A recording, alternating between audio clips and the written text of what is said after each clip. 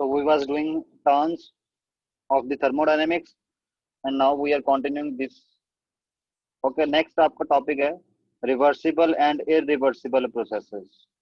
ठीक है, वैसे नेम से इंडिकेट हो रहा है रिवर्सिबल एंड इरिवर्सिबल. रिवर्सिबल का मतलब होता है जिसको रिवर्स करवाया जा सके under same set of condition, और इरिवर्सिबल का मतलब होता है जिसको रिवर्स ना करवाया जा सके. ओके, चलो इसकी डेफिनेशन भी पढ़ लेते हैं. वैसे a reversible process is a process which is carried out infinitesimally slowly. Infinitesimally slowly का मतलब बहुत ही ज्यादा slow. So that all changes occurring in the direct process can be exactly reversed and the system remains almost in a state of equilibrium with the surrounding at every stage of the process. Okay, मतलब आपने ऐसा process जो बहुत ही ज्यादा slow करवाया हो, इतना slow कि उसको किसी भी टाइम अगर आप रिवर्स करना चाहो तो under same set of condition वो रिवर्स हो जाएगा और कोई एक्स्ट्रा चेंज भी क्रिएट नहीं होगा कहीं और पे. और जो सिस्टम है वो सराउंडिंग के साथ हमेशा इक्विलिब्रियम में रहेगा. इक्विलिब्रियम का मतलब क्या है, जैसे अभी मैं इसको समझाता हूँ. जैसे मान लो ये अंदर गैस है, ओके, और ये पिस्टन है जिसकी वजह से ये गैस दबी हुई है, और इस गैस पे यहाँ पे आपने पाइल ऑफ सैंड, थोड़ी सी सैंड रख दी हुई है. अब आप क्या कर रहे हो, आपने यहां से सैंड का एक एक पार्टिकल उठाना शुरू कर दिया. एक पार्टिकल का भी तो वेट है. वो बात लगा कि वो ऑब्जर्वेबल वेट नहीं है. तो जैसे जैसे आप सैंड के पार्टिकल पिक करोगे तो होगा क्या, बाहर से जो फोर्स लग रही है वो कम होती जाएगी. बहुत ही बहुत ही माइन्यूट लेवल पे कम होगी, मतलब ऑब्जर्व नहीं होगा. बट जब बाहर से फोर्स कम हो रही होगी तो ये गैस धीरे धीरे एक्सपैंड करना शुरू कर देगी ना बाहर को. Okay, clear. बट ये चेंज आप नोटिस नहीं कर पाओगे. नोटिस आप तब कर पाओगे जब आप देखोगे एक appreciable amount of volume change हो गया. ओके, तो इसको बोलते हैं इनफाइनाइटेसिमली स्लोली. और जैसे ही एक सैंड का पार्टिकल पिक करोगे वैसे ही क्या होगा, थोड़ी सी एक्सपेंशन होगी, बिल्कुल नेग्लिजिबल सी, और ये सराउंडिंग सराउंडिंग ये है, और ये सिस्टम ये इक्विलिब्रियम में आ जाएगा. मतलब इक्विलिब्रियम का मतलब क्या है, जिस स्टेट पे ना इसमें कोई चेंज आएगा ना इसमें कोई चेंज आएगा उसको बोलते हैं इक्विलिब्रियम स्टेट. ओके, तो इट मींस सैंड पिक करते जाओगे आप धीरे धीरे एक एक पार्टिकल करके वन बाय वन, तो उससे होगा क्या, आपको दिखेगा नहीं चेंज, बट चेंज हो रहा होगा, and that change will be very very slow. Okay, तब हम क्या बोलेंगे, ये जो सिस्टम है और ये जो सराउंडिंग है ये इक्विलिब्रियम पे रह रहा है विद ईच अदर. ओके, और ये जो चेंज कर रहे हो, जैसे मान लो अगर सैंड का पार्टिकल जो आपने पिक किया उसको दोबारा इस पे रख दोगे तो क्या होगा, फिर थोड़ा सा फोर्स बढ़ जाएगा, फिर थोड़ा सा इसको दबाव लगेगा, पर आपको दिखेगा ही नहीं, इतना नेग्लिजिबल होगा. Okay, so that type of process is called as the reversible process which is carried out infinitesimally slowly, और जिसमें कोई भी आप जो प्रोसेस करवा रहे हो उसको एग्जैक्टली रिवर्स किया जा सकता है एट एनी स्टेज. किसी भी स्टेज पे आप उसको रिवर्स कर दो. ठीक है, जो स्मॉल चेंज कर रहे थे उसका रिवर्स कर दो, आपका जो प्रोसेस है उसका भी रिवर्स होना शुरू हो जाएगा. ओके, नेक्स्ट आपका इन इरिवर्सिबल प्रोसेसेस कौन से होते हैं, जिन प्रोसेसेस में ये वाली कंडीशंस ओबे नहीं होती कि वो बहुत स्मॉल बहुत स्लो हो रहे हो. ओके, जिनको एग्जैक्टली रिवर्स करवाया जा सके, जिसमें सिस्टम जो है वो सराउंडिंग के साथ इक्विलिब्रियम स्टेट में हो. ये तीन कंडीशनें, तीनों में से एक भी कंडीशन अगर किसी प्रोसेस में नहीं है तो it means that will be a irreversible process. A process which does not meet the above requirements is called as an irreversible process. Or you can say that an irreversible process is defined as the process which is not carried out infinitesimally slowly. Instead, it is carried out rapidly. इसको एकदम से करवा दिया जाता है.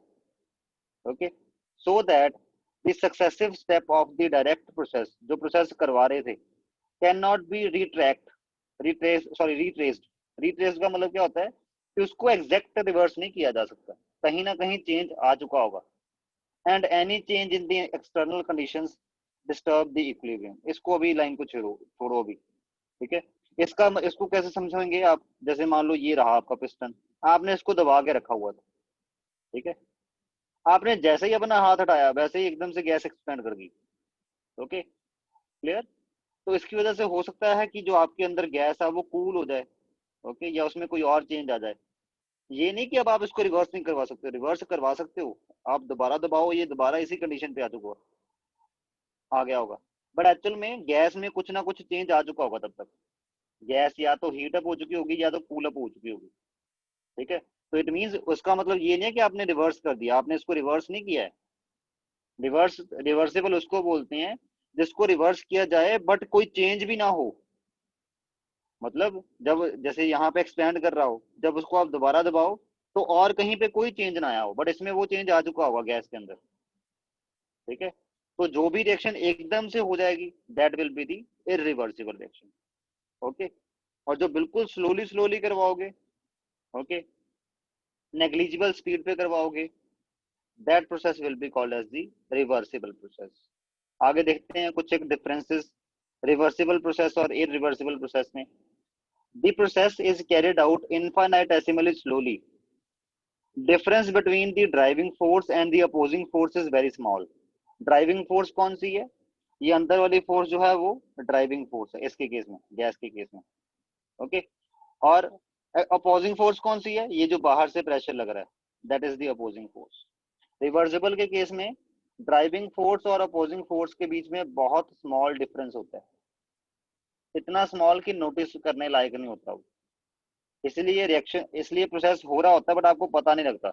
वो तो जब एप्रिशिएबल अमाउंट ऑफ, जब आप देखोगे अच्छा ये पिस्टन यहाँ से यहाँ पहुंच गए हैं, पता नहीं लगा हमें, ठीक है, तब आपको पता लगेगा कि हाँ भाई पिस्टन यहाँ से यहाँ पहुंच गया, इट मीन्स प्रोसेस हुआ है। वैसे जब आप यहाँ से one by one particle pick कर रहे थे तब आपको फील नहीं होगा कि गैस एक्सपेंड हो रही है। Okay, this process is not carried out infinitesimally slowly but is carried out rapidly, इसको एकदम से करवा दिया जाता है। The difference between the driving force and the opposing force is quite large. Okay, driving force और अपोजिंग फोर्स में difference बहुत लार्ज होता है, तभी तो एकदम से हो जाता है।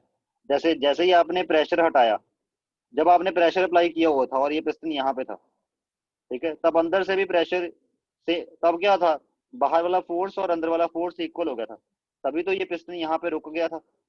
जैसे ही आपने बाहर वाला फोर्स हटाया तो जो आपका जो एक्सटर्नल फोर्स है वो बहुत लेस हो गया, और अंदर वाला फोर्स बहुत ज्यादा है अभी भी, तो इसलिए एकदम से इसने रिवर्ट मार दिया, एकदम से ये एक्सपेंड कर गया। Okay, clear? इट मींस इस टाइम क्या हुआ, ड्राइविंग फोर्स और अपोजिंग फोर्स के बीच में बहुत ज्यादा लार्ज डिफरेंस क्रिएट हो गया। नेक्स्ट आपके पास है point, it takes infinite time for completion. Reversible process है, बहुत धीरे धीरे करवाना है, तो इट मींस इसको होने में तो बहुत सालों साल ही लग जाएंगे। ऐसे सैंड में से एक एक पार्टिकल उठाने में तो सालों साल ही लग जाएंगे फिर। ओके, और इरिवर्सिबल में क्या होता है, it takes a finite time for completion, इसको होने में फाइनाइट टाइम ही लगेगा। ओके, क्योंकि रैपिडली हो जाता है। It is only imaginary and can not be achieved in the actual practice. Okay, actual में इतनी स्लो रिएक्शन करवाना फिजिबल ही नहीं है, कभी हो मतलब करवा तो सकते हैं आप, हो सकता है एक एक्सपेरिमेंट को होने में 100 साल लग जाए। ओके, तो it's a kind of imaginary thing. Okay, होने को तो इसको एक्चुअल में प्रैक्टिस में भी करवाया जा सकता है, बट उसको टाइम बहुत ज्यादा लग जाएगा, 100 साल। जैसे मान लो यहाँ पे सैंड के कितने सारे पार्टिकल हैं, उनको पिक करते करते मतलब सालों लग जाएंगे फिर। ओके, और वो भी एक एक करके, अगर एकदम से उठा लोगे फिर तो वो इरिवर्सिबल की कैटेगरी में आ जाएगा ना। These processes actually occur in nature, ठीक है, इरिवर्सिबल प्रोसेसेस एकदम से ही होते हैं जो भी प्रोसेस होते हैं नेचर में। ओके, उसके बाद work obtained in this process is maximum, ये अभी मैं बात करूंगा कि क्या मतलब हुआ इसका, कि वर्क ऑब्टेन जो है मैक्सिमम आएगा। रिवर्सिबल के केस में वर्क ऑब्टेन मैक्सिमम आएगा, और इरिवर्सिबल के केस में work obtain is not maximum. Okay, कैसे वो भी आगे बात करेंगे वर्क टॉपिक पढ़ने के बाद। ओके, तो बट यहाँ से एक बात तो क्लियर हो गई कि जो वर्क है वो पाथ फंक्शन है। हमने कल पढ़ा था ना state function and path function. Path function का मतलब क्या है कि पाथ फॉलो कौन सा हुआ वो भी देखना है, सिर्फ ये नहीं देखना कि इनिशियली ये यहाँ पे था और फाइनली यहाँ पे पहुंच गया एक्सपेंड होने के बाद। ओके, इसमें कैसे पहुंचा है, रिवर्सिबली इरिवर्सिबली पहुंचा है कि रिवर्सिबली पहुंचा है, दोनों मैटर करते हैं। ओके, अगर रिवर्सिबली पहुंचेगा तो वर्क की वैल्यू ज्यादा आएगी, और इरिवर्सिबली पहुंचेगा तो वर्क की वैल्यू कम आएगी। ओके, तो ये आपके पास कुछ एक डिफरेंसेस हैं between reversible process and irreversible process. Okay, this was the 8th topic कह लो कि जिसमें आपने थोड़ा सा कंसेप्ट नया पढ़ा है. ओके, थर्मोडायनेमिक्स में जो आगे चल के यूज होना है. 9th है सम थर्मोडायनेमिक क्वांटिटीज. कुछ एक थर्मोडायनेमिक क्वांटिटीज जो अभी तक आपने नहीं पढ़ी होंगी, अब पढ़ेंगे. जैसे इसमें आता है आपके पास इंटरनल एनर्जी. नेम से इंडिकेट हो रहा है इंटरनल एनर्जी. किसी सिस्टम के अंदर, जैसे मान लो इसको हम सिस्टम बोल रहे हैं ना, तो इसके अंदर कितनी एनर्जी है, इस गैस के अंदर कितनी एनर्जी है, that is called as the internal energy. Okay, the energy stored within a substance is called as internal energy. It is designated by U और समटाइम बाय ई आल्सो. ठीक है, तो ये होता है क्या है, किसी सब्सटेंस के पार्टिकल में जितनी भी एनर्जी होती है, डिफरेंट डिफरेंट एनर्जी टाइप होती है ना, जैसे इलेक्ट्रॉनिक एनर्जी होती है, न्यूक्लियर एनर्जी होती है, केमिकल बॉन्ड के कारण एनर्जी स्टोर होती है, पोटेंशियल एनर्जी स्टोर होती है, काइनेटिक एनर्जी क्योंकि मॉलिक्यूल जो है वो पार्टिकल ट्रेवल कर रहे होते हैं. ठीक है, उनकी वजह से जो एनर्जी होती है, मतलब जितनी भी टोटल एनर्जीज हैं उन सभी का जो सम होगा किसी सब्सटेंस के लिए, that will be called as the internal energy. Okay, जैसे यहाँ पे बताया हुआ है internal energy is the sum of electronic energy, nuclear energy, chemical bond energy, potential energy and kinetic energy. और भी अगर कोई एनर्जी है तो उसको भी ऐड करना पड़ेगा आपको. ओके, और किसी सब्सटेंस के लिए, किसी भी सब्सटेंस के लिए इसकी एब्सोल्यूट वैल्यू को फाइंड आउट करना इज इम्पॉसिबल. आप किसी सब्सटेंस के लिए उसकी exact value of internal energy find out नहीं कर सकते. ठीक है, बट हाँ, उस सब्सटेंस को अगर आपने स्टेज 1 से स्टेज 2 में लेके गए हो, उसमें कुछ चेंज करवाया है, तो इस चेंज के दौरान कितनी इंटरनल एनर्जी चेंज हुई है, ये चेंज आप एग्जैक्टली पता लगा सकते हो. Okay, clear. और यही हमारे लिए एक फॉर्चुनेट बात है. क्या बात फॉर्चुनेट हुई कि ये जो हमें कभी भी इंटरनल एनर्जी की एग्जैक्ट वैल्यू की जरूरत ही नहीं पड़ेगी, क्योंकि हमने हमेशा प्रोसेसेस को स्टडी करना है जिसमें सिस्टम एक स्टेज से दूसरे स्टेट में जा रहा होगा. तो उस टाइम आपको चेंज इन इंटरनल एनर्जी मिलेगी और उसी का यूज करना होता है हमने थर्मोडायनेमिक्स में. Okay, but fortunately we always require change of internal energy. And what is the meaning of change of internal energy? Delta U is equal to uf minus ui. what is uf? Internal energy in the final stage. जब आपका system final stage पे आ गया उसकी internal energy क्या है, and ui internal energy in the initial stage. Okay, आपको हमेशा ये डेल्टा यू की वैल्यू डायरेक्ट मिल जाती है. आपको ui और uf की एग्जैक्ट वैल्यू नहीं मिलेगी, बट चेंज की वैल्यू क्या है वो हमेशा पता लग जाती है. कैसे पता लगेगी वो आगे मैं आपको बताऊंगा. ठीक है, इसको हम मेजर कर लेते हैं. मेजर करने के लिए हमारे पास इंस्ट्रूमेंट्स हैं. ओके, उसके बाद इंटरनल एनर्जी के लिए कुछ एक बातें. First of all, internal energy is a state function. ठीक है, मतलब किसी सिस्टम के लिए क्या इंटरनल एनर्जी की वैल्यू होनी है वो सिर्फ स्टेट पे डिपेंड करता है. पाथ कौन सा फॉलो होगा उस पर डिपेंड नहीं करता. आपका सिस्टम स्टेज 1 से स्टेज 2 पे चला गया, चाहे वो जिस मर्जी पाथ को फॉलो करके जाए, चाहे यहाँ से ऐसे जाए, चाहे ऐसे जाए. ठीक है, चाहे एडियाबेटिकली जाए. लेट अस से एडियाबेटिक प्रोसेस हुआ और वो स्टेज 1 से स्टेज 2 पहुंच गया, और लेट अस से आइसोथर्मली जा रहा है, आइसोथर्मली स्टेज 1 से स्टेज 2 पहुंच गया. ओके, जैसे मर्जी जाए, बस 1 से 2 पे पहुंचना चाहिए. आपने स्टेज 2 और स्टेज 1 फिक्स कर रखी है कि स्टेज 1 पे ये वाला प्रेशर होगा, ये वाला टेम्परेचर होगा. ओके, और स्टेज 2 पे ये वाला प्रेशर और ये वाला टेम्परेचर होगा.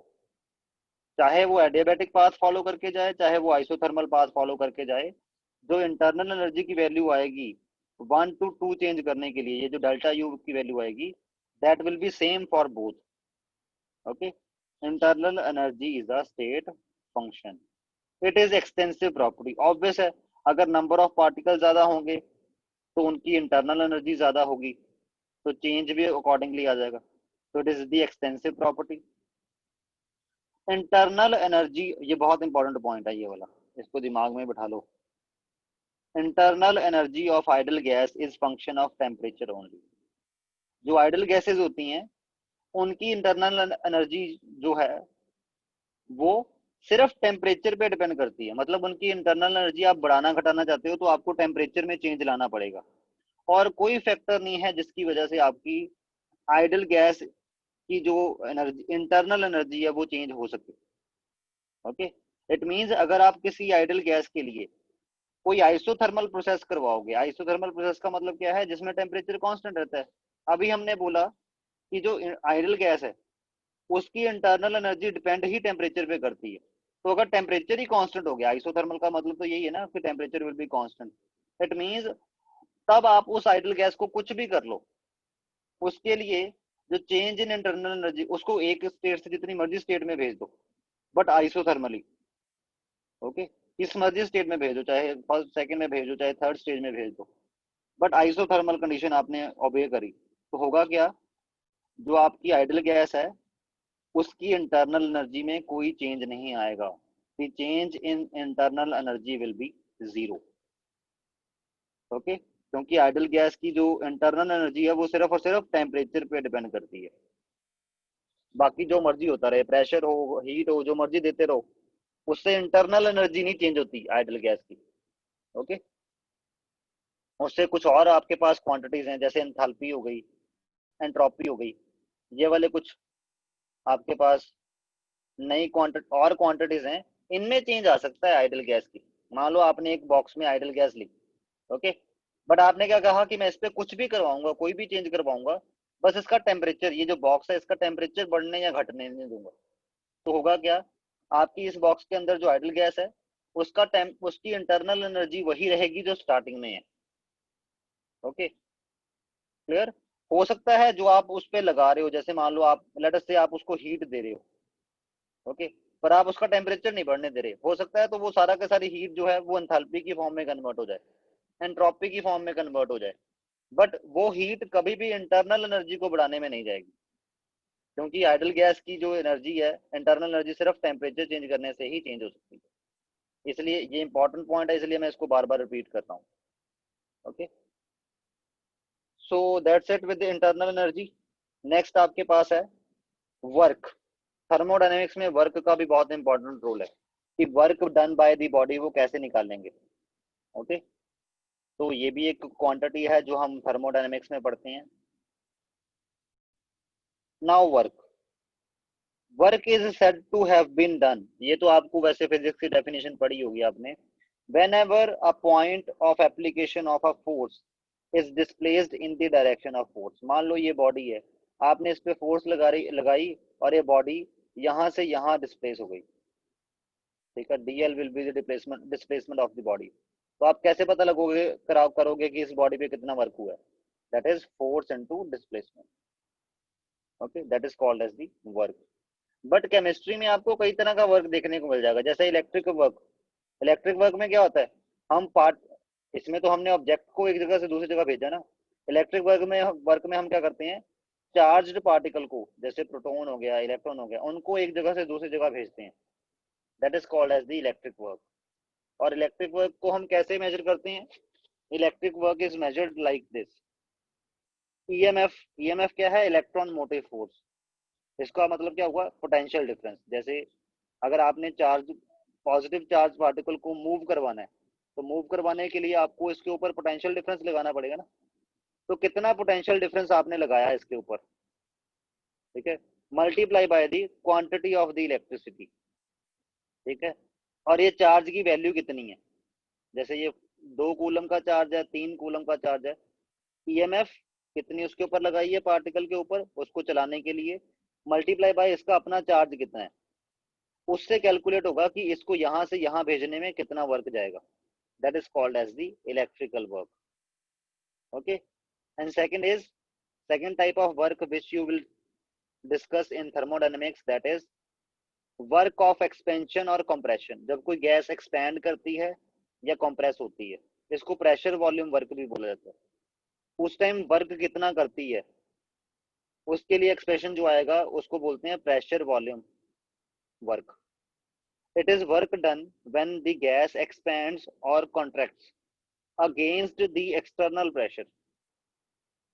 It is a kind of mechanical work। ये कुछ मैकेनिकल टाइप वर्क है, मैकेनिकल मतलब जिसमें लेबर लगती हो, that type of work is this. Okay, और work done is a of by a system is a path function. किसी work जो है, वर्क जो थर्मोडायनेमिक क्वांटिटी है, ये एक पाथ फंक्शन है। मतलब वर्क की वैल्यू पाथ कौन सा फॉलो कर रहे हो उसके ऊपर डिपेंड करती है। जैसे हमने कल एग्जांपल किया था कि वो अगर 5 स्टोरी बिल्डिंग चढ़ के जाएगा, ओके, तो उसकी जो पोटेंशियल एनर्जी है वो कितनी आएगी, mgh। वो जैसे मर्जी गया हो टॉप पे, 5 स्टोरी बिल्डिंग की टॉप पे जैसे मर्जी गया हो, हमें कुछ लेना देना नहीं है। ठीक है, यहाँ से यहाँ कैसे पहुंचा, इट डजेंट मैटर। ओके, तो इसकी पोटेंशियल एनर्जी क्या थी, स्टेट फंक्शन। बट सीढ़ियों से चढ़ के गया है कि लिफ्ट के थ्रू गया है? अगर मैं पूछूं इसने वर्क कितना किया होगा, आप बोलोगे कि अगर सर सर ये तो अगर सीढ़ियां चढ़ के गया होगा तो फिर तो इसने वर्क बहुत किया है। ठीक है, अगर लिफ्ट थ्रू गया है फिर तो उसने वर्क बहुत कम किया है। तो इट मीन्स जो वर्क है वो कौन सा पाथ ऑप्ट किया उस पर डिपेंड कर रहा है। वेयर एज जो पोटेंशियल एनर्जी है उसकी वैल्यू mgh आनी है, चाहे वो स्टेयर्स के थ्रू 5th फ्लोर पे आ जाए, चाहे वो आप लिफ्ट के थ्रू 5th फ्लोर पे आए, उसके लिए पोटेंशियल एनर्जी mgh ही रहेगी। ओके, तो यहां से हमें पता लगा था कि work is a path function. Okay, अब देखेंगे इसको हमने थर्मोडायनेमिकली भी प्रूव करना है। वैसे प्रूव करने के लिए आप वो वाली एग्जांपल दे दो वो भी ठीक है, जो मैंने आपको 5 स्टोरी वाली बिल्डिंग वाली दी थी। ठीक है, बट वर्क के लिए अब थोड़ा सा प्रूव करेंगे कि प्रूव करो कि पाथ फंक्शन है ये इसको। तो इसमें हम क्या करेंगे, हम प्रेशर वॉल्यूम वर्क के लिए एक्सप्रेशन निकालेंगे। ठीक है, एक बार हम करेंगे जब वो इरिवर्सिबली एक्सपैंड हो रही हो कोई गैस, उस टाइम एक्सप्रेशन निकालेंगे, वर्क डन की वैल्यू कैलकुलेट करेंगे। दूसरी बार हम क्या करेंगे, दूसरी बार जब वो गैस रिवर्सिबली एक्सपैंड करेगी तब उसके वर्क डन की वैल्यू निकालेंगे। ओके, और देखेंगे कि क्या डिफरेंस आता है। तो सबसे पहले work done during isothermal irreversible expansion. ठीक है, वर्क डन जब आपकी गैस जो है आइसोथर्मल, मतलब जब टेम्परेचर नहीं चेंज होने देना आपने, जब आपकी गैस आइसोथर्मली इरिवर्सिबली एक्सपैंड कर रही हो। ओके, इसमें हमने सबसे पहले सिचुएशन लेट करनी है, वो देखते हैं क्या सिचुएशन लेट करेंगे हम। Consider a gas enclosed in a cylinder fitted with a frictionless piston। ये यहाँ पे गैस इंक्लोज्ड है। ओके, ओके, और ये जो पिस्टन है इसका इस कंटेनर के साथ फ्रिक्शन 0 ही है।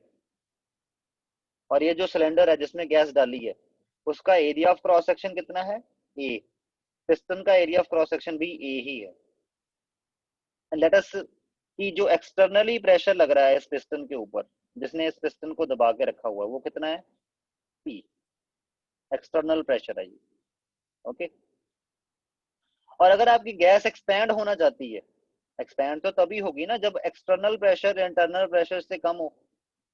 ओके, तभी एक्सपेंशन होगी। अदरवाइज अगर एक्सटर्नल प्रेशर ज्यादा हुआ, इंटरनल प्रेशर कम हुआ, जैसे ये एक्सटर्नल प्रेशर है और ये इंटरनल प्रेशर है, अगर आपके पास P internal will be greater than P external, तो होगा क्या, तभी एक्सपेंशन हो पाएगी।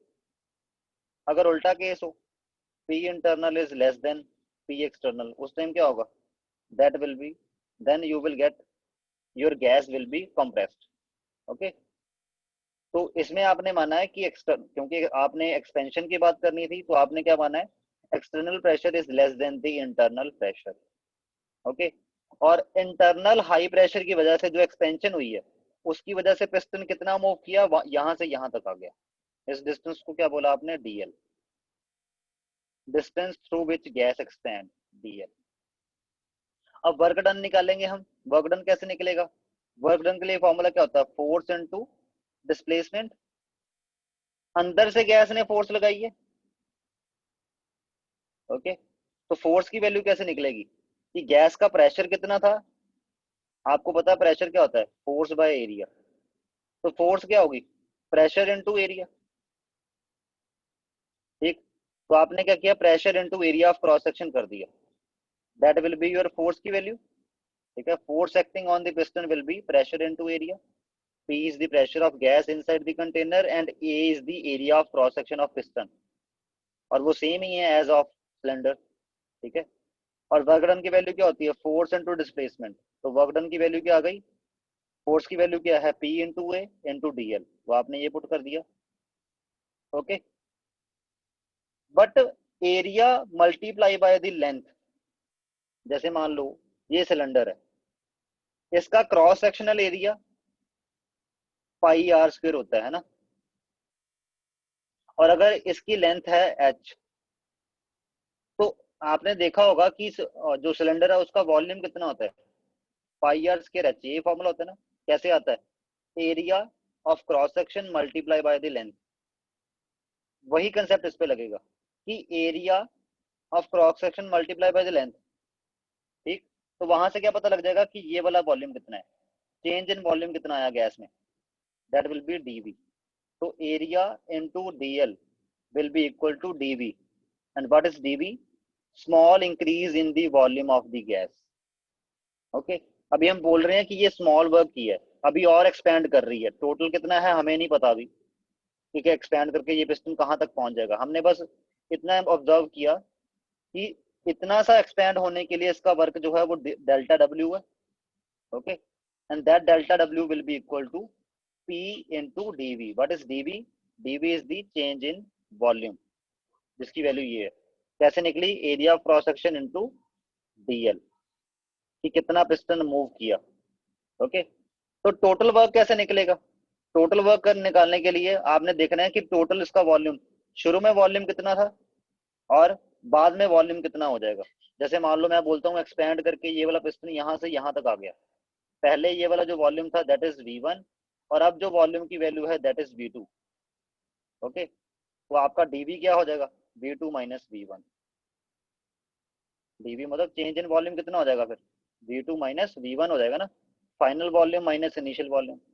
ओके, इसको हम मैथमेटिकली कैसे समझाएंगे, टोटल वर्क डन कैसे निकालेंगे, by integration. If the gas expands from initial volume V1 to final volume V2, तो कैसे एक्सप्लेन करोगे, डेल्टा डब्ल्यू की वैल्यू क्या थी, P dV, तो आपने इंटीग्रेशन कर देनी है। इंटीग्रेशन से क्या होता है, आपको टोटल चेंज की वैल्यू क्या होगी वो पता लग जाता है। इंटीग्रेशन एक मैथमेटिक फंक्शन है जिसका मतलब होता है जोड़ना। आपने ये नोट कर लिया स्मॉल चेंज कितना है, उससे अगला स्मॉल चेंज देख लिया, उससे अगला स्मॉल चेंज देख लिया, उससे अगला स्मॉल चेंज देख लिया, इन सभी चेंजेस को जोड़ देना है और टोटल वैल्यू निकाल लेना कि टोटल वैल्यू कितनी आई है। उसको क्या बोलते हैं, उसको बोलते हैं इंटीग्रेशन। ठीक है, तो आप जब डेल्टा वी की इंटीग्रेशन करोगे you will get the total work done जो गैस करेगी, and that will be equal to P dV का इंटीग्रेशन। ओके, पी डीवी का इंटीग्रेशन। Okay, clear. और वॉल्यूम आपका V1 से आपने कितना करना है, V2। यहाँ पे आपने V1 क्यों लिखा नीचे, कि वॉल्यूम इनिशियल क्या था और उसका वर्क कराते कराते ये वर्क W की वजह से कितना वॉल्यूम हो गया, V2 हो गया, ऐसे लिखते हैं इंटीग्रेशन। ओके, तो ये आपके पास क्या बन जाएगा, total work will be the integration of P dV, where P is the pressure and dV is the small change in volume. अब ये स्मॉल चेंज चेंज करते करते टोटल चेंज कितना होना है वो निकालना है हमने। ओके, तो और P तो कांस्टेंट है, देखो इंटीग्रेशन कांस्टेंट्स की कभी नहीं होती, इंटीग्रेशन हमेशा उस चीज की होती है जो वेरी कर रही हो टाइम के साथ। ठीक है, और P तो आपका कांस्टेंट ही है, तो P आपका जो है वो इंटीग्रेशन से बाहर आ गया एज अ कांस्टेंट, तो बचा क्या, अंदर बच गया dV। तो dV की इंटीग्रेशन की वैल्यू क्या होगी, इंटीग्रेशन ऑफ, आपके पास इंटीग्रेशन ऑफ dx की वैल्यू कितनी होती है, x। Integration of dx is equal to x। तो similarly integration of dv will be equal to v। तो यहां से आपके पास क्या बन जाएगा, इसका आंसर क्या आ जाएगा, w equal to P V. पर अभी वैल्यूज पुट नहीं करी, ये लिमिट्स, इनको बोलते हैं लिमिट्स, v2 और v1 क्या है, लिमिट्स। ये अभी आपने पुट नहीं करी v में, वो अभी पुट करोगे आप। लिमिट्स कैसे पुट करते हैं, पहले अपर लिमिट पुट करते हो माइनस, फिर लोअर लिमिट पुट कर देते हो। मतलब आपने v में क्या किया, v2 माइनस v1 कर दिया, इसको कैसे किया, v में अपर लिमिट पुट कर दी, वो v2 बन गया, माइनस v में लोअर लिमिट पुट कर दी, दैट इज v1। तो this will be the change in volume. Okay, तो आपके पास वर्क की वैल्यू क्या आ गई, P multiply by V2 minus V1। Okay, और V2 माइनस V1 को आप कैसे डेजिग्नेट कर लोगे, delta V। What is delta V? Delta V is total change in volume. Okay, जो टोटल चेंज हो जाएगा, मतलब प्रेशर को जब भी मल्टीप्लाई करो डेल्टा V के साथ टोटल चेंज इन वॉल्यूम से, you will get your work done. ये आपने एक्सप्रेशन याद कर लेना है, ये आपका याद करने वाला कि pressure multiply by the change in volume is equal to your work done. Okay, hence we can say that, इसको ऐसे भी लिखा जा सकता है, W is equal to P external minus P external into delta V। Okay, and इसको बोलेंगे कैसे, work done against external pressure.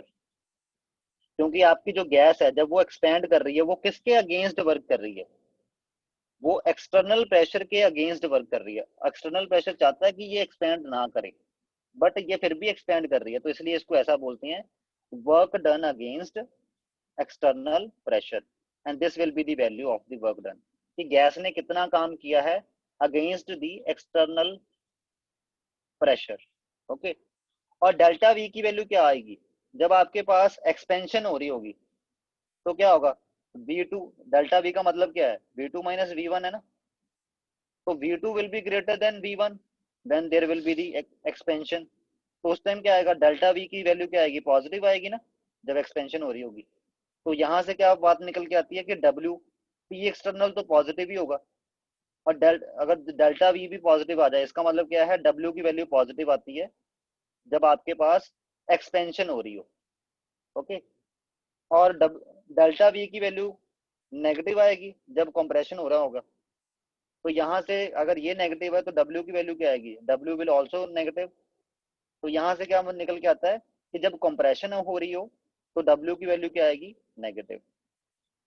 But actual में जब थर्मोडायनेमिक्स को थोड़ा इवॉल्व हुई, थर्मोडायनेमिक्स बहुत सारे एक्सपेरिमेंट हुए, उसके बाद क्या हुआ, उसके बाद हमारे लेटेस्ट एसआई जो कन्वेंशन आई, उसने बोला कि जब भी सिस्टम के ऊपर पर काम हो रहा हो, मतलब ये वाले on the system and by the system अपने दिमाग में बिठा लेना, जब भी ऑन दी सिस्टम लिखा आ जाए मतलब सिस्टम के ऊपर काम कर रहे हो, आप बाहर से काम कर रहे हो सिस्टम के ऊपर, तब जो साइन कन्वेंशन है वो पॉजिटिव लेते हैं थर्मोडायनेमिक्स में। चाहे वो कोई भी क्वांटिटी हो, चाहे वर्क हो, चाहे इंटरनल एनर्जी हो, चाहे वो एंथैल्पी हो, चाहे वो हीट हो, कोई भी क्वांटिटी हो, ठीक है, जब भी ऑन दी सिस्टम लिखा आ जाएगा then you take that quantity positive, और जब भी बाय द सिस्टम लिखा आ जाएगा then you take that quantity negative. Okay, तो लेटेस्ट साइन कन्वेंशन के अकॉर्डिंग ये वाली साइन कन्वेंशन नहीं चलेंगी, ठीक है, मतलब ये फेल है एक हिसाब से। क्लियर, इस फॉर्मूले के अकॉर्डिंग क्या बन रहा है, W पॉजिटिव कब आ रहा है, जब एक्सपेंशन हो रही है, और W नेगेटिव कब आ रहा है, जब कंप्रेशन हो रही है। बट आना उल्टा है, क्योंकि अब जो लेटेस्ट साइन कन्वेंशन थर्मोडायनेमिक्स ने बना दी है, उसमें अगर एक्सपेंशन हो रही हो तब नेगेटिव आना चाहिए, और कंप्रेशन हो रही हो तो पॉजिटिव आना चाहिए। ठीक है, तो हमने क्या किया, हमने अपनी तरफ से फॉर्मूला को थोड़ा सा मॉडिफाई कर दिया, यहाँ पे माइनस से मल्टीप्लाई कर दी।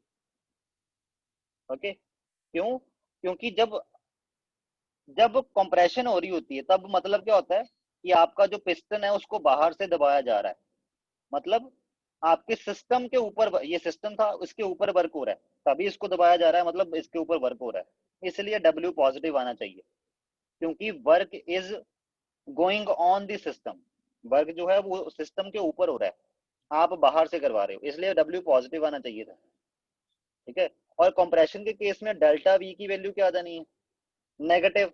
तो बट W आप कौन सा लाना चाहते हो, पॉजिटिव, तो वो पॉजिटिव कैसे आएगा जब आप यहाँ माइनस से मल्टीप्लाई करते हो, इसलिए आपको फॉर्मूला में थोड़ा सा मॉडिफिकेशन करना पड़ा, यहाँ माइनस का।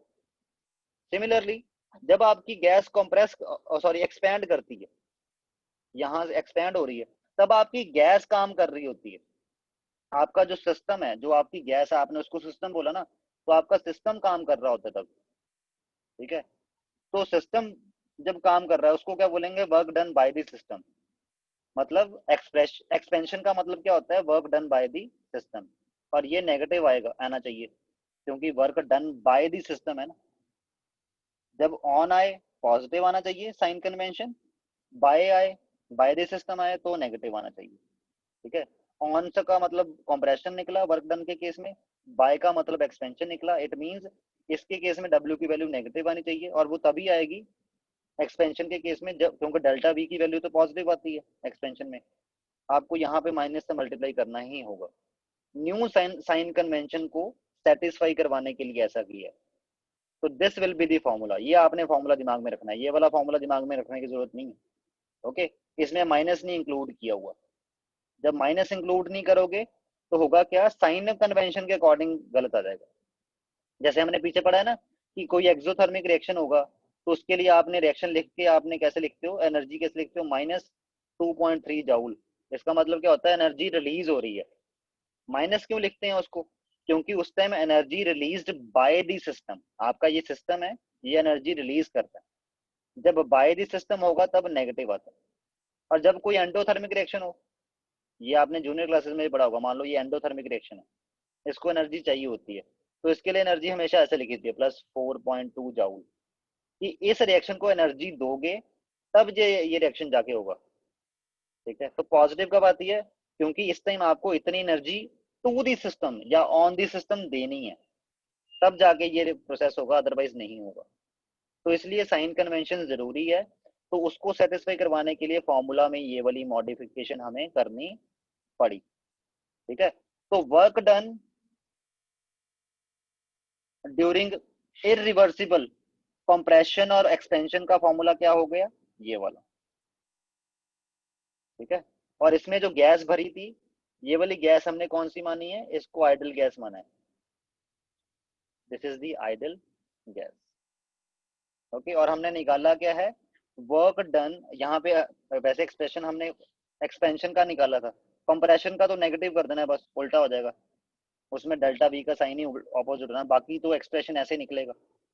ओके, और एक और बात, इसमें जो एक्सपेंशन हुई है वो किसके अगेंस्ट हुई है, एक्सटर्नल प्रेशर के अगेंस्ट, और external pressure through out the system constant रहा है। जब ये एकदम से एक्सपेंड करके यहाँ पहुंच गया तो एक्सटर्नल प्रेशर थोड़ा चेंज हो जाएगा, वो तो उतना का उतना ही रहेगा। जो एटमोस्फेयर इस पिस्टन के ऊपर प्रेशर लगा रहा था, पहले भी जितना लगा रहा था उस बाद में भी उतना लगा रहा है।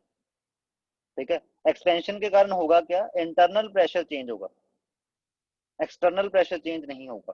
तभी यहाँ पे हमने बाद में पी एक्सटर्नल लिख दिया था।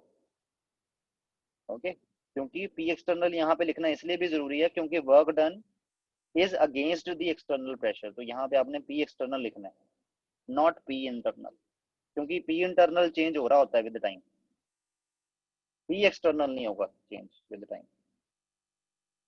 ओके, सो ये एक्सप्रेशन आपने याद रखना है। नेक्स्ट आपके पास आएगा work done during isothermal reversible expansion of an ideal gas. इसमें सेम कंडीशन है, बस इसमें आपने जो एक्सपेंशन करवानी है वो कैसे करवानी है, रिवर्सिबली। पिछली वाली एक्सपेंशन कौन सी थी, इरिवर्सिबली, एकदम से हो गई। अब कौन सी कर रहे हो, रिवर्सिबल वाली। तो अब हम रिवर्सिबल एक्सपेंशन की बात करने वाले हैं। तो इसके केस में भी भाई डेल्टा वी का एक्सप्रेशन तो यही बनेगा, P external into D. Okay, but reversible के केस में एक चीज बड़ी इंपॉर्टेंट होती है, क्या इंपॉर्टेंट होती है बड़ी चीज, वो रिवर्सिबल के केस में, इसका डायग्राम पीछे ही है, उधर गया। रिवर्सिबल के केस में एक्सटर्नल प्रेशर और इंटरनल प्रेशर ऑलमोस्ट इक्वल ही होते हैं, क्योंकि अगर इक्वल ना होते फिर तो एकदम से हो जाएगा ये। ठीक है, तो इसके केस में यहाँ एक्सप्रेशन में पी एक्सटर्नल लेने के बजाय हम पी इंटरनल लेंगे, क्योंकि P external is approximately equal to P internal. वो बात लगा कि थोड़ा सा पी एक्सटर्नल कम होगा as comparison to P internal. क्यों कम होगा, आपको पता है, तभी एक्सपेंशन हो पाएगी, अदरवाइज एक्सपेंशन नहीं हो जाएगी। अगर बिल्कुल एग्जैक्ट इक्वल हो फिर तो एक्सपेंशन होगी नहीं ना, फिर तो भूल जाओ, फिर तो इक्विलिब्रियम जैसा है वैसा ही रहेगा। बट जैसे ही आपने यहाँ से एक रेत का दाना उठाया, वैसे ही पी एक्सटर्नल जो है वो थोड़ा सा कम हो गया। शुरू में पहले दोनों इक्वल थे, जैसे ही आपने यहाँ से एक रेत का दाना उठाया, होगा क्या, जो पी एक्स इंटरनल है वो थोड़ा सा बढ़ गया, बिल्कुल थोड़ा सा, नेग्लिजिबल सा, देन द पी एक्सटर्नल, तो होगा क्या, एक्सपेंशन हो जाएगी। बट अप्रोक्सीमेटली तो इक्वल इक्वल ही है इनकी वैल्यू, कोई ज्यादा फर्क थोड़ी ना है, तभी तो बिल्कुल स्लोली स्लोली रिएक्शन होगा ये वाला। तो इसके केस में यहाँ पे एक्सप्रेशन में पी एक्सटर्नल भरने के बजाय पी इंटरनल पुट करेंगे हम। ओके, तो यहाँ पे आपका small work done, total work done की बात नहीं कर रहे अभी, small work done will be equal to minus P internal into dV. Okay, अब इसमें टोटल वर्क डन कैसे निकलेगा? टोटल वर्क डन के लिए आपको करना पड़ेगा इंटीग्रेशन, इंटीग्रेशन कर दिया हमने, P internal into dV. Okay, clear? But अब एक बात, इसमें क्या करना है, अब आप बोलोगे कि सर इसमें तो फिर वही आ गया, पी इंटरनल को बाहर निकाल लो, डीवी की इंटीग्रेशन कर दो, एक्सप्रेशन तो बिल्कुल डिट्टो यही वाला आ जाएगा। नहीं, यही तो यहाँ से तो मार खा गए आप। जो आपका इंटरनल प्रेशर है, जैसे जैसे एक्सपेंशन होती जाएगी तो उसकी वैल्यू चेंज नहीं हो जाएगी, क्योंकि एक्सपेंशन पे क्या होगा, गैस का वॉल्यूम बढ़ता जाएगा। वो बात अलग है, बहुत स्लोली स्लोली बढ़ेगा, कि आप ऑब्जर्व नहीं कर पाओगे। वो बात अलग है कि मान लो आपने 50 साल पहले ये रिएक्शन होनी छोड़ दी, कि आपने यहाँ पे मशीन फिट कर दी जो एक एक सैंड का पार्टिकल पिक करती जाए, 50 साल बाद आप देखोगे अच्छा यहाँ से यहाँ पहुंच गया। अगर वहां पे 1-2 घंटा खलोगे, आप देखते भी रहोगे ना इसको कि हाँ अभी एक्सपेंशन हो रही है, आपको पता नहीं लगना कि एक्सपेंशन हो रही है। ठीक है, तो और अगर एक्सपेंशन हो रही है, ये यहाँ से यहाँ पे आ गया, वॉल्यूम बढ़ेगा, you know that pressure and volume जो है वो इनवर्सली प्रोपोर्शनल होते हैं, बॉयल लॉ में पढ़ा है। तो इट मींस जो पी इंटरनल है ये कांस्टेंट नहीं है, तो इंटीग्रेशन से बाहर नहीं आ सकता, ये इंटीग्रेशन से बाहर वही वाले आते हैं जो कांस्टेंट हो। तो इट मींस इसको आपको इंटीग्रेशन में इंक्लूड करना ही पड़ेगा। और इंटीग्रेशन के लिए लिमिट क्या है, वॉल्यूम वाली, आप वॉल्यूम के रिस्पेक्ट में इंटीग्रेशन कर रहे हो ना। तो अब आपको प्रेशर की वैल्यू को वॉल्यूम की वैल्यू, प्रेशर से वॉल्यूम बनाना पड़ेगा। कैसे बनाओगे? By applying ideal gas equation, you know that PV equal to nRT. तो यहाँ से पी की वैल्यू क्या आ जाएगी इन टर्म ऑफ वी, हमने पी की value in term of V put करनी है, वो कितनी आ गई, एनआरटी बाय वी। तो हमने ये वैल्यू पुट कर दी प्रेशर की जगह, वो लो एक्सप्रेशन में जो इक्वेशन बनी थी। इक्वेशन क्या थी, W equal to minus, integration कर रहे थे, पी इंटरनल डीवी, तो पी इंटरनल के बजाय हमने एनआरटी बाय वी पुट कर दिया। ओके, अब एन कांस्टेंट है, आर कांस्टेंट, टी कांस्टेंट है, क्योंकि आइसोथर्मल है तो टेम्परेचर तो कांस्टेंट ही है।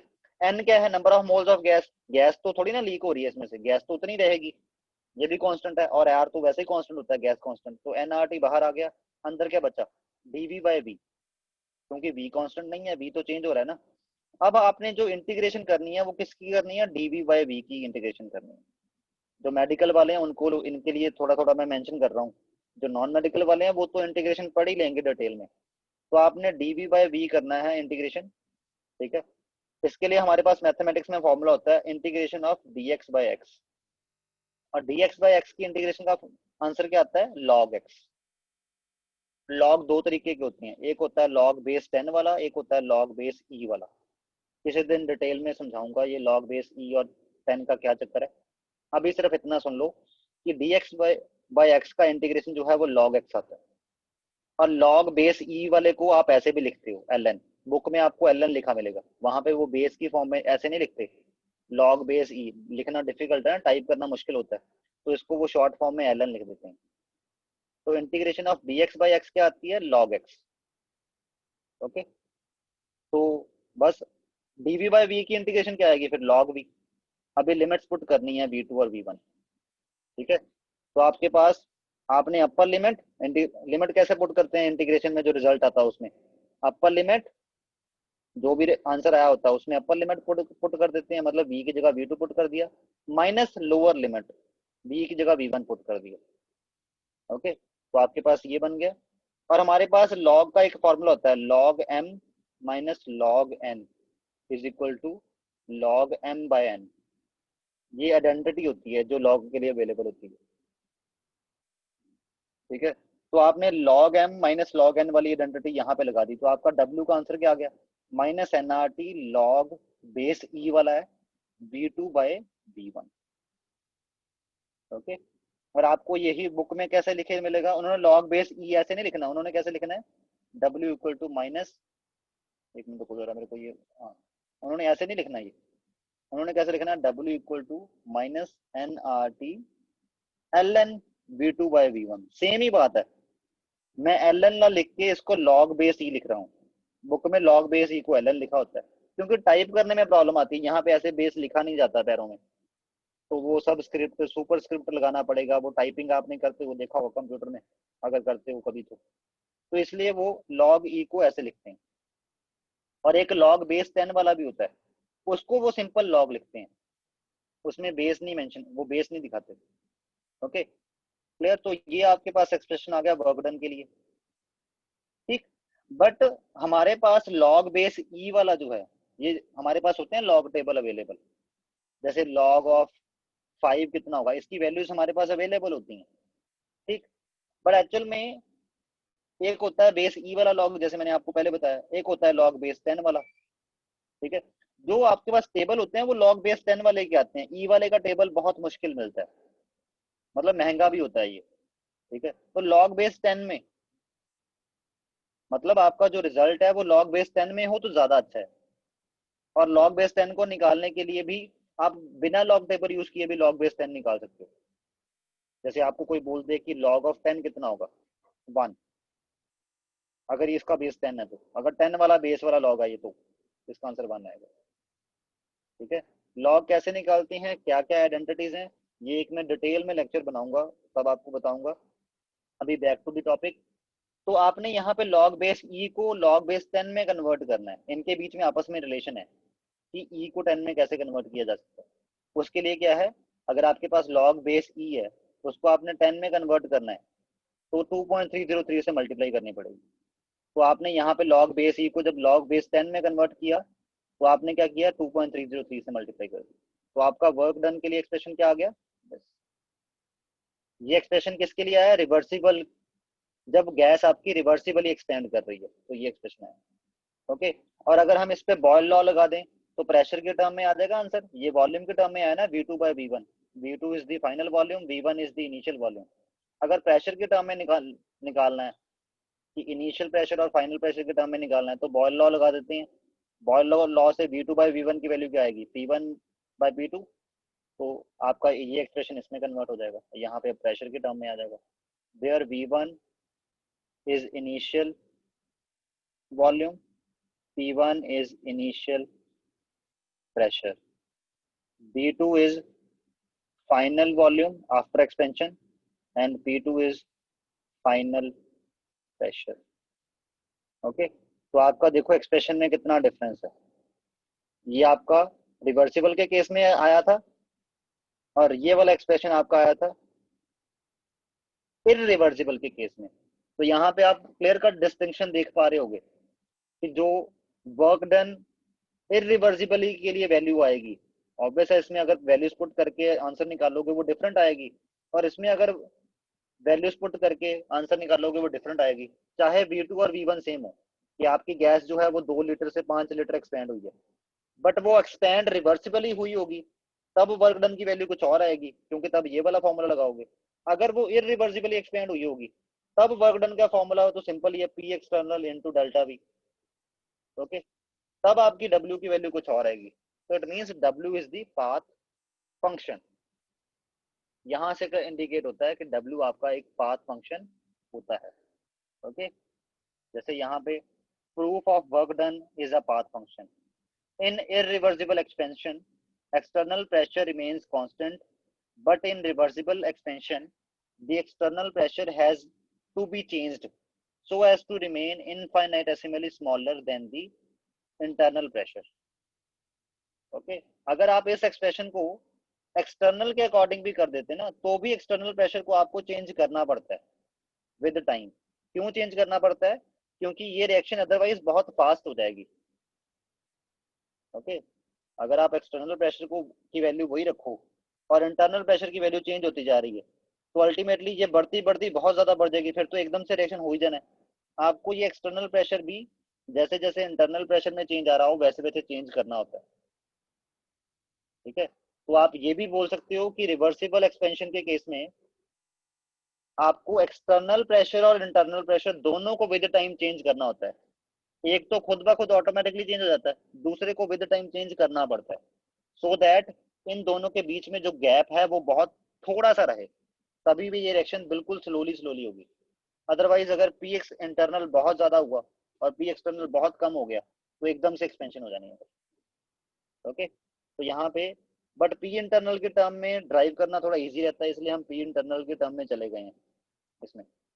ओके, तो यहाँ पे आपको पता लगा कि इरिवर्सिबल के केस में एक्सटर्नल प्रेशर तो कांस्टेंट रहता है क्योंकि रिएक्शन एकदम से हो जाता है process, whereas reversible expansion के केस में external pressure has to be changed with the time. तो इसलिए आप देखोगे कि आपका जो वर्क डन की वैल्यूज हैं वो डिफरेंट आती हैं। अब कैसे, मैं इस ग्राफ से एक्सप्लेन करना चाहूंगा, और ये ग्राफ बहुत इंपॉर्टेंट है इसलिए ध्यान से सुनना। ये प्रेशर और along Y axis X axis आपने लिया वॉल्यूम, अलोंग वाई एक्सिस आपने लिया प्रेशर। ठीक है, अगर आपने मान लो एक्सपेंशन करवानी है, आपकी इनिशियल स्टेट आई है, ओके, और आप एक्सपेंशन करवा रहे हो, आपने वॉल्यूम कितना करना है उस टाइम, वॉल्यूम कितना है V1, आपने वॉल्यूम करना है V2। ओके, तो होगा क्या अगर तो आप करवा रहे हो, एक मिनट रुक जाओ यार, मैं थोड़ा सा कंफ्यूज हो गया हूँ, किसी को लेने दो मेरे को। आपका सिस्टम इनिशियली वॉल्यूम V1 पे है और आपने वॉल्यूम V2 करवाना। ओके, और पी एक्सटर्नल की वैल्यू शुरू में कितनी है, शुरू में आपकी पी एक्सटर्नल की वैल्यू है, लेट अस से इसको पी एक्सटर्नल लिख देते हैं।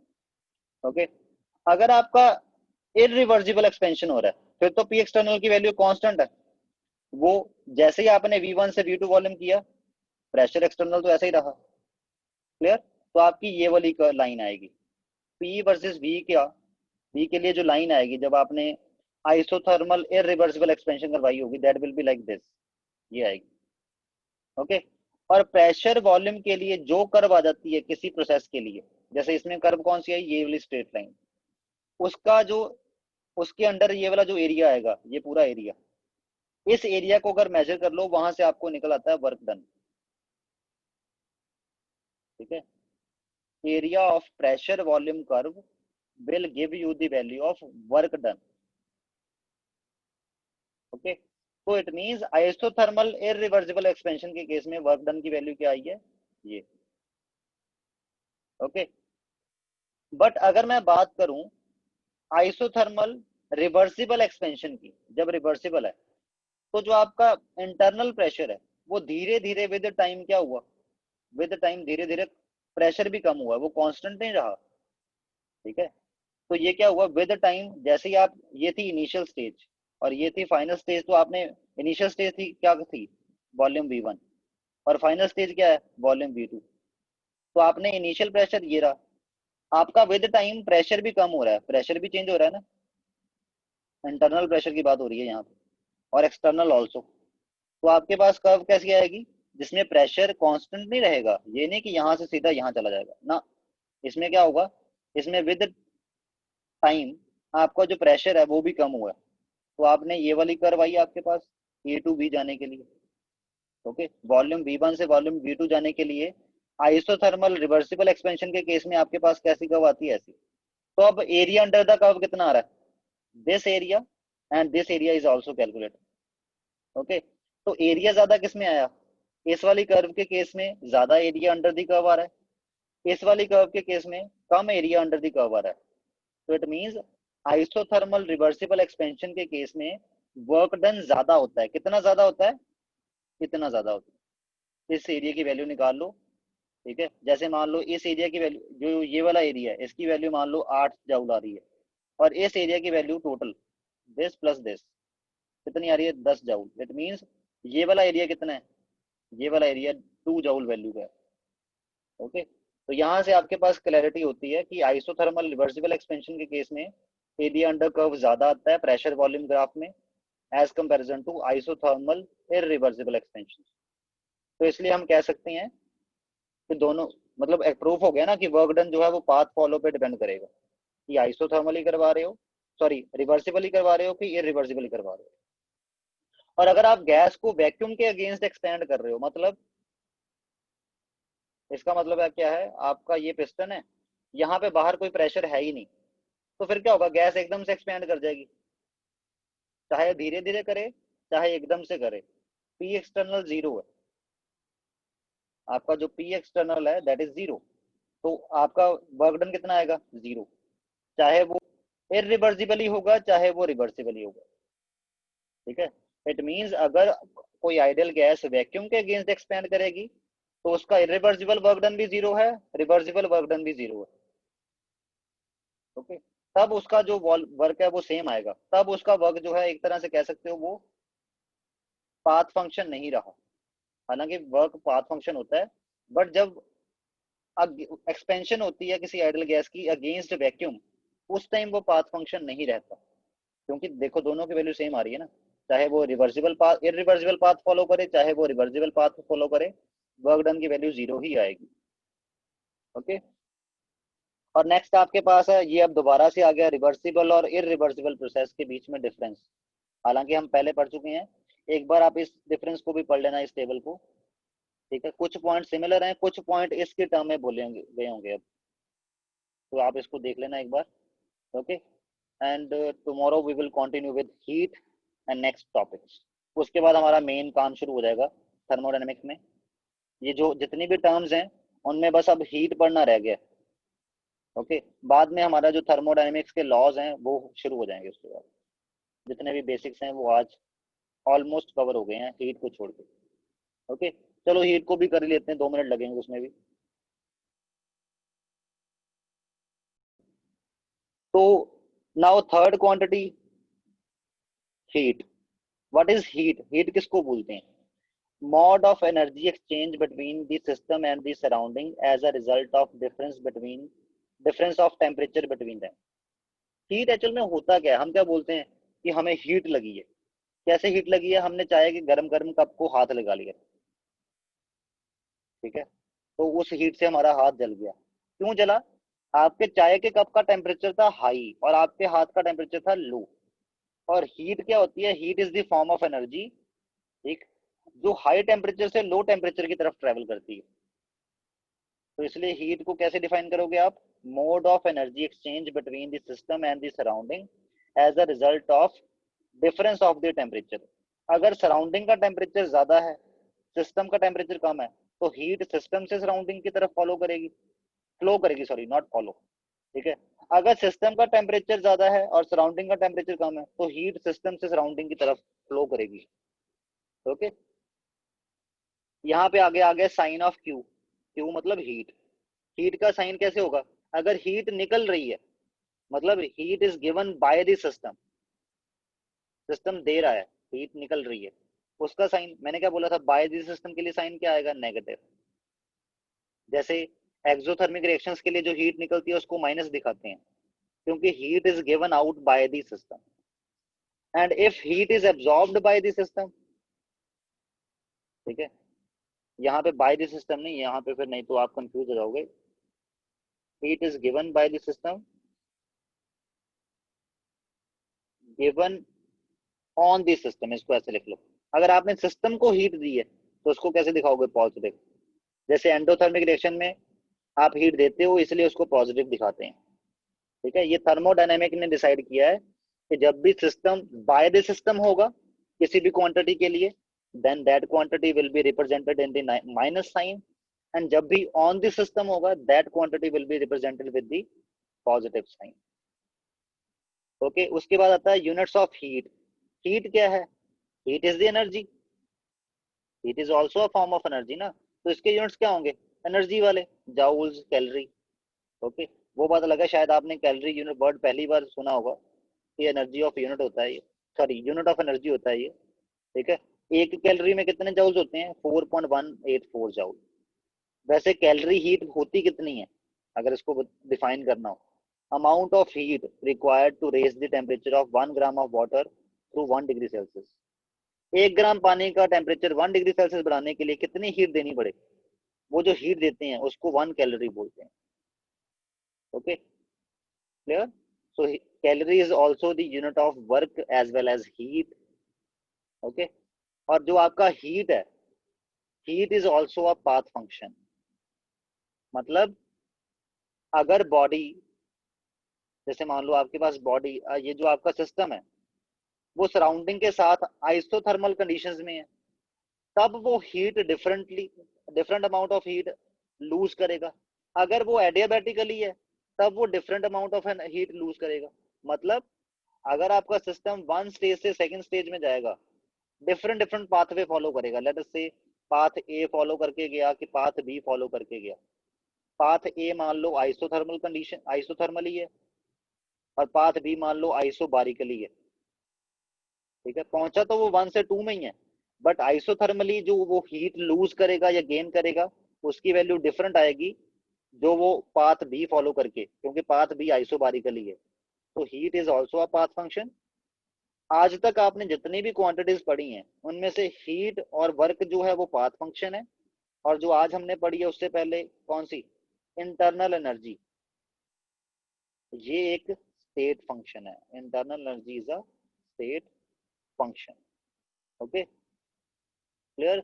ज्यादातर क्वांटिटीज आपको जो मिलती हैं थर्मोडायनेमिक्स में वो स्टेट फंक्शन होती हैं, बट वर्क और हीट ऐसी क्वांटिटीज हैं जो इंपॉर्टेंट भी बहुत हैं और ये हैं भी पाथ फंक्शन। तो इसलिए आपको इनके बारे में पता होना चाहिए। ओके, ये दिमाग में पॉइंट रख लेना है आपने कि हीट एंड वर्क, वर्क का तो याद रह ही जाएगा आपको, क्योंकि वर्क में वो वाला एग्जांपल आ जाता है दिमाग में कि अगर स्टेयर्स से चढ़ के जाएंगे तो वर्क की वैल्यू कुछ और आएगी, और जो अगर लिफ्ट से जाएंगे 5th फ्लोर पे तो वैल्यू कुछ और आएगी वर्क की। ठीक, बट हीट भी आपने अब दिमाग में रख लेना है, हीट और वर्क ये दोनों path function. So that's it with today today. Okay, जो कल है, कल हमने मेन थर्मोडायनेमिक्स के लॉज शुरू कर देने हैं। ओके, हालांकि अभी कुछ एक क्वांटिटीज हमने और पढ़नी है, बट वो लॉज के दौरान पढ़ेंगे जब हम लॉज ऑफ थर्मोडायनेमिक्स पढ़ेंगे। ओके।